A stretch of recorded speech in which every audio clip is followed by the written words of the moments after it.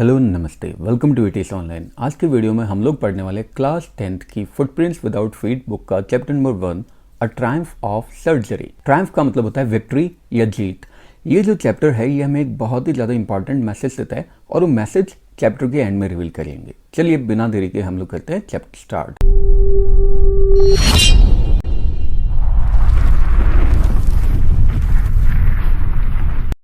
हमारी चैप्टर के स्टार्टिंग में हमें मिस्टर हैरियट देखने को मिलता है। मिस्टर हैरियट जो कि एक वेटरनरी सर्जन है, यानी जानवर का डॉक्टर है। वो कार से कहीं जा रहा था, रास्ते में उसे मिसेस पंफ्रे दिखाई देती है। मिसेस पंफ्रे एक बहुत ही ज़्यादा रिच लेडी है, अपने डॉग ट्रिकी के साथ में दिखाई देती है। जैसे मैंने ट्रिकी को देखा तो मैं उसके अपीयरेंस पे बहुत सरप्राइज हो गया। दिखने में बहुत ज़्यादा मोटा लग रहा था, आंखें एकदम लाल हो रही थी और जुबान उसके मुंह से बाहर निकल रही थी। जब मैंने मिसेस पंफ्रे से पूछा कि भाई ये क्या हाल बना लिया तुमने इसका, तो मिसेस पंफ्रे मुझे बताती है मिस्टर हैरियट ये बहुत ही ज़्यादा थका हुआ दिखाई दे रहा था, इसलिए थोड़ी एक्स्ट्रा स्ट्रेंथ बनाने के लिए मैं इसे मॉल्ट, कॉड लिवर ऑयल और हॉर्लिक्स देने लगी थी खाने के बीच बीच में। फिर मैंने पूछा, मैं मतलब ऑथर मतलब मिस्टर हैरियट ने पूछा क्या तुमने इसके खाने में कमी की, मीठा खाने में कमी की? मैंने बोला हाँ वैसे तो कमी कर दी, लेकिन क्रीम केक्स और चॉकलेट ये सब बहुत ज़्यादा पसंद है। अब आप ही बताओ मैं कैसे मना करूँ। मैंने उस डॉग की तरफ देखा, यही उसकी कमी है, खाने के लिए कभी भी मना नहीं करता, कभी भी उसे खाने के लिए दे दो कभी भी वो ठूस लेगा। फिर मैंने मिसेस पंफ्रे से पूछा अच्छा और आप इसे एक्सरसाइज करवाती हो? हाँ कभी कभी ये अपनी छोटी मोटी वॉक पे जाता है, जैसा अभी भी मेरे साथ आ गया, लेकिन रिंग थ्रोइंग गेम तो हमने काफ़ी टाइम से नहीं करवाया, हमारा गार्डनर बेचारा बीमार हो रखा है। अब मैं एकदम सीरियस हो गया। मैंने बोला देख लड़की, अगर तूने इसके खाने में कटौती नहीं की और अगर इसे एक्सरसाइज नहीं करवाई तो ये बहुत ज़्यादा बीमार पड़ जाएगा। मिसेस पंफ्रे बोलते हैं हाँ शायद आप सही बोल रहे हो, और वो वहाँ से चली गई हाथ मलते हुए। मैं उनको जाते हुए देख रहा था, लेकिन मैं समझ गया कि अब थोड़े दिनों में ये लड़की मतलब मिसेस पंफ्रे मुझे कॉल करने वाली है। और थोड़े दिनों में मिसेस पंफ्रे का कॉल आया। उसने बताया कि ट्रिकी कुछ भी नहीं खा रहा था, सिर्फ बस उल्टियों पे उल्टियाँ किए जा रहा था, हाफ रहा था और बस लेटा हुआ था। इनफैक्ट अपनी फेवरेट डिशेस भी वो नहीं खा रहा था। अब मुझे तो पता था कि ये वाला दिन आने वाला है, इसलिए मैंने तो अपनी प्रिपरेशंस कर रखी थी। मैं सीधा कार्ड लेके गया और मैंने बोल दिया कि देखो अब इसे बचाने का एक ही तरीका है, इसे हॉस्पिटलाइज करवाना पड़ेगा, यानी हॉस्पिटल में एडमिट करवाना पड़ेगा कम से कम 15 दिन के लिए। ये सुनते ही तो मिसेस पंफ्रे दहाड़े मार मार के रोने लग गई, लेकिन मैंने कोई चिंता नहीं की। मैं सीधा उस डॉग को उठा के अपनी कार में लेकर आ गया और मिसेस पंफ्रे अपनी मेड्स के साथ में उसके पता नहीं क्या क्या अटरम शटरम लाके मेरी कार में भरने लग गए। उसके कोट, कुशन, टॉयज, खाने के लिए अलग से बॉल्स, पता नहीं, मुझे लगा मेरी कार में इतनी सारी चीजें आएगी नहीं और मैंने चलाना स्टार्ट कर दिया। जाते जाते मैंने देखा सब लोग रो रहे थे।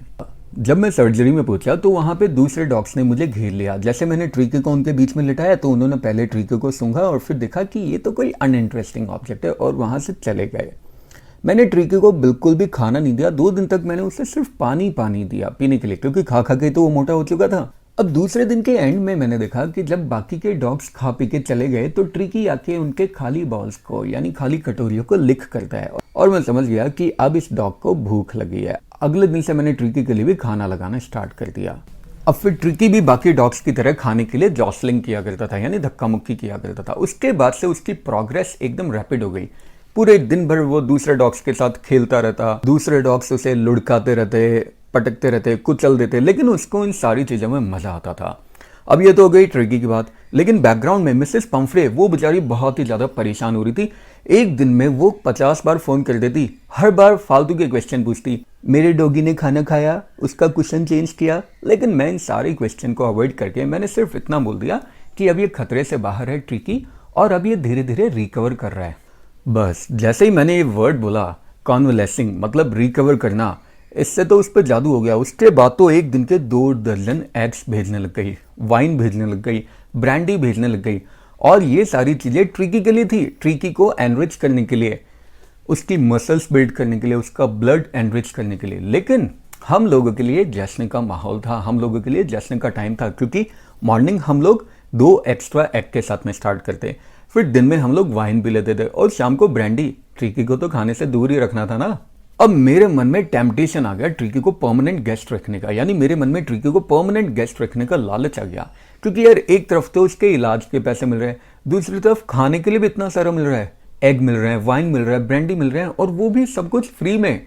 लेकिन मैं जानता था कि मिसेस पंफ्रे बहुत ज़्यादा परेशान है, इसलिए 15 दिन के बाद में मुझे उन्हें कॉल करके बताना पड़ा कि भाई अब ये खतरे से बाहर है, आप इसे आके ले जा सकते हो। अब जैसे ही मैंने बताया, मैंने तो फ़ोन काटा भी नहीं, उससे पहले तो 30 फीट लंबी चमचमाती हुई गाड़ी मेरी सर्जरी के बाहर आके रुक गई। उसमें से एक वैले निकला और वो गाड़ी का डोर ओपन करके रखा हुआ था। मैं इंटीरियर में लॉस्ट मिसेस पंफ्रे का फिगर देख पा रहा था। मतलब मिसेस पंफ्रे वहां पे मुझे दिखाई दे रही थी, जो कि बहुत ही ज़्यादा नर्वस थी, अपने दोनों हाथ सामने की तरफ पकड़ के एकदम बैठी हुई थी। मैंने बोला कि भाई आपको बाहर आने की जरूरत नहीं है, मैं अभी डॉग को लेकर आता हूँ। अच्छा, यहाँ पे ऑथर क्यों बोलता है मिसेस पंफ्रे को कि आपको बाहर आने की जरूरत नहीं है? क्योंकि मिसेस पंफ्रे ने सोचा होगा कि भाई ट्रिकी का इलाज एक आईसीयू में चल रहा होगा, एसी रूम में चल रहा होगा, कुशन लगा रखे होंगे, 2-4 नर्सेस उसके चारों तरफ घूम रही होगी। लेकिन हो क्या रहा था, अंदर दूसरे डॉग्स उसको उठा उठा के पटक रहे थे, कुछ चल रहे थे बेचारे को। इसलिए ऑथर ने मिसेस पंफ्रे को बोला कि आप कार में रहो, मैं लेकर आता हूँ। अब जब मैं अंदर गया तो मैंने देखा दूसरे बहुत सारे डॉग्स ट्रिकी को लुढ़का रहे थे, उसे कुचल रहे थे। मैं ट्रिकी को लेकर आया। जैसे मैं ट्रिकी को बाहर लेकर आया, ट्रिकी अपनी मिस्ट्रेस को देखते ही मेरी लैप से जंप करके उनकी गोद में चढ़ गया और उनको लिक करने लग गया, उनके फेस को चाटने लग गया।